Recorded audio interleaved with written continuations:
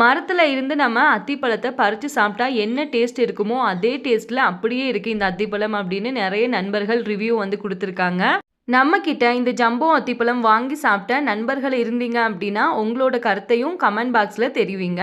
நம்மக்கிட்ட அத்திப்பழம் மட்டும் இல்லாமல் ஏ டு Z எல்லா விதமான ட்ரை ஃப்ரூட்ஸும் வந்து அவைலபிளாக இருக்குது. இந்த அத்திப்பழத்தை நீங்கள் தாராளமாக 3 மாதம் வரைக்கும் வச்சு சாப்பிட்லாம். மாஸ்டர் நேற்றே போய் ஃப்ரெஷ்ஷான ஸ்டாக் எல்லாம் எடுத்துகிட்டு வந்துட்டாங்க. ஏன்னா கம்மிங் டேஸ் ஸ்னோ வரும் அப்படின்னு சொல்லியிருக்காங்க. அதுக்கு முன்னாடி ஸ்டாக் எடுத்து வைக்கிறது பெட்டர் இல்லையா? அதுக்காக தான் சாஃப்ரான் எல்லாம் ஃப்ரெஷ்ஷாக வந்து வந்திருக்கு. நியூ ஸ்டாக்கும் கூட பார்த்தீங்க அப்படின்னா உங்களுக்கே தெரியும். நம்மக்கிட்ட மேக்சிகன் பைட்ஸும் அவைலபிளாக இருக்குங்க. இப்போ நீங்கள் பார்க்குறது எல்லாமே அரை கிலோக்கான பாக்கெட் தான்.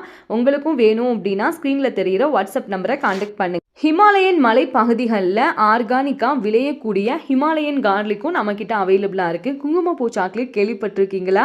குங்குமப்பூ சாக்லேட்டும் இருக்குது. ஒயிட் சாக்லேட் பயன்படுத்தி ஹோம்மேடாக தயாரிக்கக்கூடியது. தேங்க்ஸ் ஃபார் வாட்சிங்.